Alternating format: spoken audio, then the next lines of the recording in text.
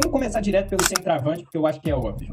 Sim, o nome mais óbvio de todos, natural, e eu acredito que o melhor nome da história da seleção brasileira se chama Ronaldo Nazário. Porque o Ronaldo é o maior artilheiro brasileiro em Copas, o segundo maior do mundo, graças ao gols de Jesus amado.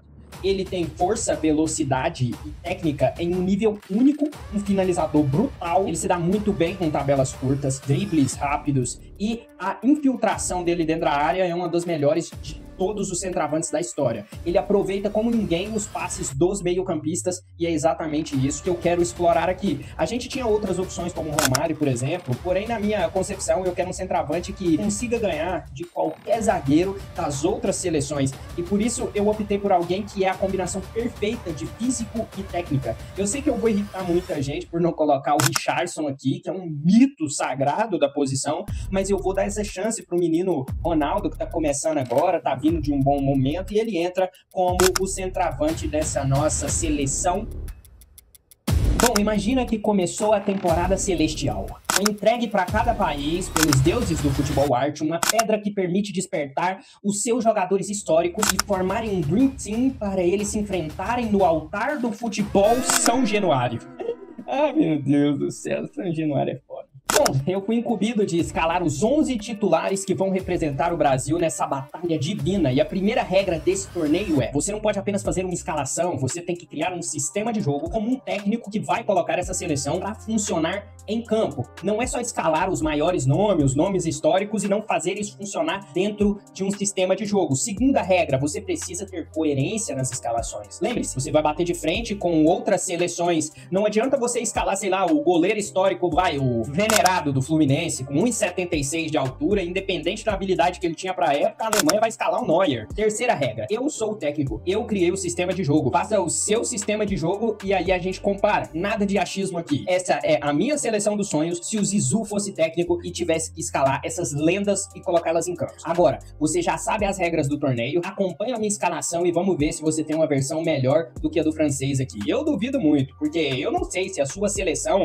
reerguida por uma pedra lendária, seria melhor do que a minha, você acha? Já vai pensando aí e me fala nos comentários. Bom, agora que já temos o nosso 9, então a formação que eu escolhi para esse time é a formação 4-1-2-3. Eu tô apostando na criatividade, na ofensividade, um meio-campo de sustentação e transição rápida. Isso vai possibilitar com que toda a nossa força realmente seja colocada no ataque, e tendo o Ronaldo como centroavante, ele vai poder flutuar por toda aquela área do último terço. Mas vamos avançar logo pro camisa 10 desse time, que só tem um, e ele é o nosso querido Edson Arantes, popularmente conhecido como Rei Pelé. O maior de todos os tempos, uma arma prática dentro de campo, finaliza, comanda, cria, ele é o camisa 10 mais completo da história do esporte. Um camisa 10 que vai ter, no nosso esquema tático, liberdade, ele vai recuar para armar também, ele entra dentro da área para finalizar, ele liga o meio campo ao ataque com uma naturalidade absurda. Eu sei que pode não parecer, mas eu vou lembrar aqui e fazer uma menção honrosa ao Zico, que poderia fazer muito bem essa função. O Zico é muito subestimado no Brasil. Eu vou fazer um vídeo específico sobre o Zico no dossiê do Zizou, e eu tenho certeza que é por esse tipo de fala que as pessoas acreditam que eu sou flamenguista. Puta que pariu, meu irmão. Só que o Pelé vai ser o cérebro desse time, ele vai poder recuar, flutuar e decidir. Basicamente, essa será a função do nosso rei aqui dentro. Agora, tem gente que vai querer me matar, eu tenho certeza, só que eu não abro mão do cara que foi, pra mim, o melhor lateral esquerdo que eu já vi jogar, e eu acredito que ele é, sim, o lateral esquerdo mais habilidoso de todos os tempos, e eu estou falando do Marcelo. O Marcelo é o lateral com mais assistências da história da Champions. Ele tem uma técnica que é de um camisa 10 facilmente atuando pela lateral esquerda. Ele pode apoiar como meia na fase ofensiva, ele combina muito bem com o Ronaldo Fenômeno, porque ele tem visão, ele tem passes que quebram linhas, e ele age como um armador. Isso vai ser muito útil aqui dentro, porque você pode falar do Roberto Carlos, a potência dele e tal, mas o Marcelo oferece muito mais inteligência tática, qualidade no passe curto, inversões e combinações criativas. Cara, com o Ronaldo centralizado, o Marcelo pode criar uma superioridade com passes curtos e tabelas com ponta, algo que o Roberto Carlos não fazia com tanta naturalidade. Essa triangulação entre Marcelo, ponta esquerda, e o Ronaldo Fenômeno, com toda certeza, a mais letal dessas seleções, eu acredito. Agora, passando pra zaga, eu vou falar dois nomes logo de cara, pois eu acho que é uma dupla burocrática, óbvia e, na minha visão, uma dupla extremamente eficiente. Eu estou falando de Lúcio pela esquerda e Thiago Silva, o melhor zagueiro brasileiro dos últimos 20 anos, anos pela direita. O que acontece é o seguinte, o Lúcio, ele tá ocupando essa posição exatamente por ter sido o capitão do Penta, um exemplo de entrega. E como eu falei, ele é um zagueiro extremamente físico, agressivo, ele cobre muito bem os buracos de exploração na defesa. E quando o Marcelo subir, ele vai ser o cara que vai fazer essa cobertura. No caso do Thiago Silva, eu tô optando mais por um cara que foi consistente, ele teve uma longevidade em alto nível bizarra, ele equilibra a linha com extrema classe. Também um zagueiro muito preciso no tempo de bola, técnico e excelente na leitura de jogo, o que vale muito pra mim quando eu tô falando do ponto de vista de defesa. Eu quase coloquei o Aldair no lugar do Lúcio, só que eu preciso de alguém mais físico pra cobrir a saída do Marcelo pro ataque, por isso eu optei pelo Lúcio por via das dúvidas. Eu sei que o Matheus Bidu não tá aqui, mas gente, me perdoa, não tem espaço pra todas as lendas do futebol aqui. Agora, a posição mais difícil pra mim, eu não gostei da minha própria escolha, pra ser sincero pra você, eu queria um goleiro que jogasse mais com os pés, eu pensei no Alisson, pensei no Ederson, logo depois eu voltei atrás, eu até pensei no Rogério Ceni e foi o único que mexeu comigo na hora de fazer essa escolha, porém eu vou apostar na frieza ou lerdeza do Dida. Ele foi campeão da Champions, um goleiro muito seguro e provavelmente um dos goleiros mais seguros da era moderna do Brasil, um goleiro extremamente técnico, frio, confiável, tem aqueles problemas dele ser muito difícil na recomposição e ser meio lento nisso, eu sei disso, só que ele é excelente em cobranças de pênalti e, acima de tudo, jogo grande é com Dida mesmo. Eu sei que a gente vai enfrentar atacantes que marcam pressão, que são meio malandro. Eu imagino que se pegar um Benzema ali na seleção francesa, talvez a gente tenha um pouquinho de problema com essa saída de bola, mas eu tô disposto a arriscar nisso e eu confio que o Dida vai dar conta. Metade do time já foi. Você ficou muito puto comigo até agora ou tá achando legal? Eu espero que você assista até o final, porque eu vou explicar o esquema tático e isso vai fazer total sentido. Se você ficou bravo comigo até agora, com toda certeza os próximos nomes vai te fazer surtar. Só que antes de você surtar, se inscreve no canal. A gente tá começando, precisa do máximo de apoio possível. Isso me ajuda demais aqui nesse canal. Eu gostaria muito e ficaria muito feliz que você desse um like nesse vídeo, se você gostou de qualquer nome dessa lista, ou se você concorda com alguns dos nomes que eu citei. Se você discorda, pode dar o dislike que ajuda da mesma forma, porque antes das polêmicas, a gente vai aos nomes que todo amante de futebol clássico vai me elogiar. Eu tô falando do lateral direito mais completo do mundo. O cara era inteligente, técnico e uma liderança extremamente serena. Eu tô falando do cara que tem o maior gol de uma final de Copa do Mundo da história, o capitão do Tri, Carlos Alberto Torres. Ele é um cara que ele atua como lateral construtor, ele recua pra zaga, ele entra no meio-campo pra ajudar os meio-campos e os volantes ali na fase ofensiva, tem uma mobilidade tática rara e vai ajudar muito a compensar na saída de bola que a gente pode perder ali com o Dida. Eu sei da existência do Cafu, não precisa citar aí, só que ele não seria tão útil pro tipo de jogo que eu quero propor aqui, e é simples assim. Agora vamos pro líder dessa defesa, um dos personagens mais subestimados do futebol brasileiro, e uma hora dessa você já notou que eu não tô falando do Casimiro, sim, eu tô falando do nosso exterminador do futuro,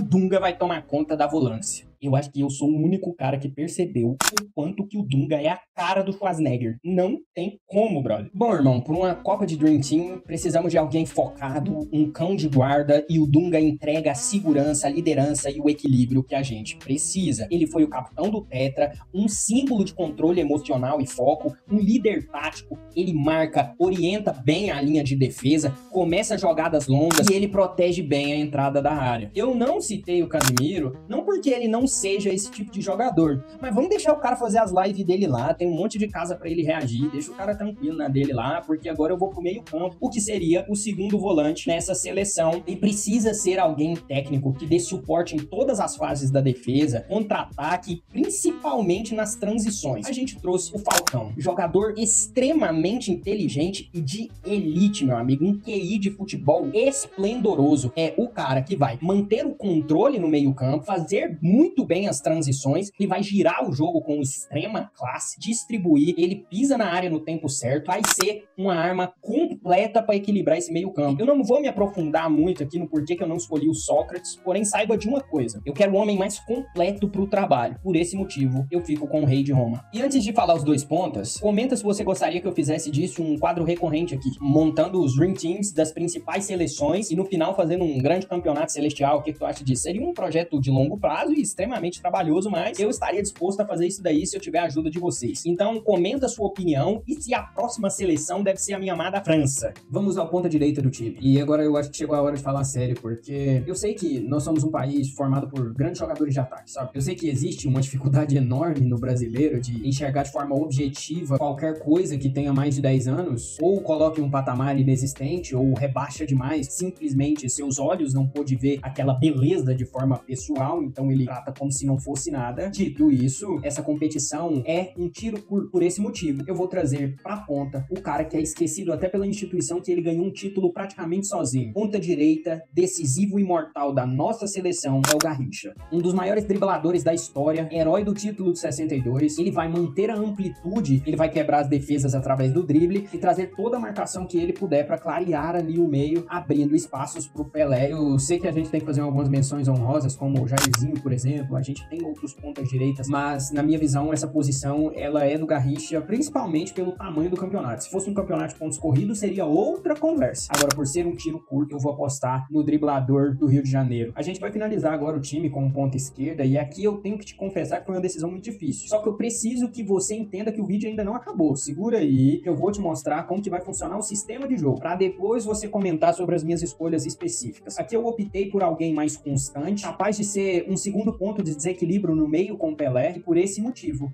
eu trouxe o Neymar Júnior. Ele é líder em gols, líder em assistências de toda a era moderna da seleção brasileira, não tinha como esse cara ficar de fora. Você pode falar qualquer coisa da carreira dele de fora, dentro da seleção brasileira, ele foi sim muito prejudicado pela geração de parceiros de equipe dele, e por esse motivo eu trouxe o Neymar para a ponta esquerda, pela capacidade de improviso, profundidade, ele não perde nada para ninguém. Então eu quero um Neymar mais associativo, que se junta ao Marcelo, que abre espaço para o Marcelo atingir como um ala, e vem pro meio com o Pelé para formar o lado criativo que vai dar potência para todo esse nosso ataque. E eu sei que você tá falando, porra, o Ronaldinho tava jogando na onde? O Ronaldinho tava no vôlei. Irmão, o Neymar tem mais consistência e regularidade na seleção. Ele é mais objetivo, ele é mais decisivo, ele é mais rápido na execução e muito mais fácil de encaixar nesse meu esquema do 4-1-2-3. O Ronaldinho é um gênio, mas ele exige um modelo em torno dele para render. Se você não entende isso, não tem muito que eu possa te dizer. E isso iria comprometer meu estilo de jogo. Eu vou jogar pro Pelé, eu vou jogar pro Ronaldo Fenômeno, eu não vou jogar pro um ponto. E o Neymar descendo pro centro como armador, ele consegue servir ao Pelé, ele consegue servir ao Ronaldo, ele consegue entrelaçar ali com o Garrincha. E o Ronaldinho é um jogador que só rendeu em time que ele era o foco. Por isso que o Guardiola não optou por ficar com ele lá, cara. Não tem historinha de, ele dribla demais, ele é problemático às festas. Não é isso. É que ele precisa de um time que joga em torno dele. Então, como que vai funcionar o estilo de jogo desse time? Muito bem, meu querido, como você pode ver, essa daqui ficou a nossa escalação final, e a gente tá falando de um modelo que, como eu te falei, o meio-campo, ele é um meio-campo extremamente de sustentação apenas, porque as cartadas estão aqui nessa região, entende? A gente vai explorar muito esse quarteto de ataque aqui, e essa é a nossa principal arma, utilizar essa formação para ter transições ofensivas o mais rápido possível,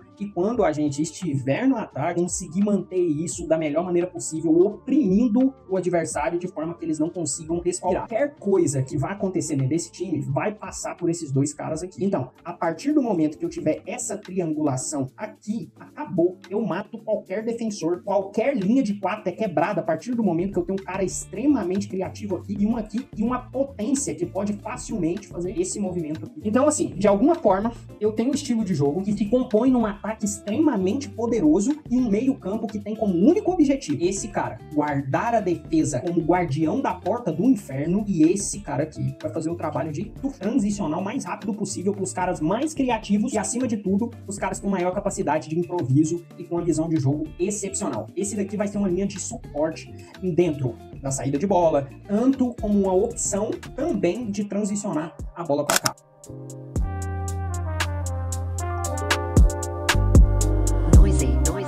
Agora, como que a gente faz a questão da transição defensiva? Como que isso daí vai funcionar? Esse é o modelo de jogo que eu quero aplicar.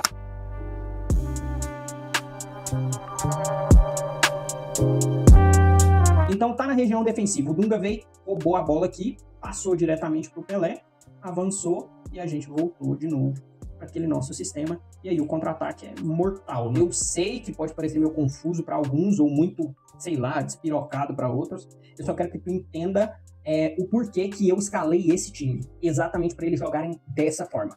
Uma fórmula que, na minha visão, é uma fórmula capaz de fazer com que esse time de lendas joguem contra qualquer Dream Team de qualquer outra seleção. Mano, a única coisa que faltou nessa seleção foi eu me naturalizar brasileiro e pegar a vaga do Falcão ali no meio. O que vocês acham? Eu sei que muita gente vai falar que faltou a citação do Rivaldo. O Rivaldo foi um monstro. Provavelmente, depois do Pelé, um dos 10 mais influentes da história da seleção brasileira. Ganhou títulos. Porém, o único lugar que eu veria para colocá-lo ali seria no lugar do Neymar pela esquerda. E eu não acredito que dentro desse meu esquema tático ele poderia render tanto quanto o Neymar ou fazer a posição que o Neymar fez. Eu sei que cada um tem a sua opinião e todo mundo vive num mundo paralelo de IC, então eu prefiro o meu IC, com a minha certeza. Eu posso te falar que ele tá ali no banco, qualquer problema que der, a gente coloca ele pra dentro, mas na escalação principal eu fico com esse time. Pra mim foi muito divertido mesmo fazer isso. É muito foda tá selecionando esses caras, tá olhando pra esse time, olhar pra esse campinho e perceber que numa seleção que a gente já teve tantos craques orgulhosos de vestirem a camisa do Brasil, e eu não sei se é meu pessimismo, cara, eu não consigo ver esses jogadores que hoje representam a seleção brasileira um amor por estar jogando pela seleção mais vencedora do mundo. Sinceramente, alguns deles eu penso que a mulher deve estar esperando eles na beirada do túnel de lingerie, porque o tesão pra ir embora que esses caras têm. Morto, completamente morto, doido pro jogo acabar, sabe? E infelizmente são jogadores que em seus clubes são melhores do mundo, são jogadores que têm a capacidade de desequilibrar e decidir jogos grandes. Na seleção brasileira, nerfaram, cara. Você sabe que muita gente fala que o Ronaldinho é superestimado por ele não ter rendido tanto na seleção quanto no Barcelona, né? Mas será que isso é verdade? Será que o Bruxo é, na verdade, alguém superestimado? Clica no vídeo que tá aparecendo aí na tela, onde eu te dou essa resposta e faço uma análise sobre a carreira do Bruxo e se realmente ele foi tão bom quanto as pessoas gostam de lembrar. Valeu por me assistir até aqui e até a próxima, Munami.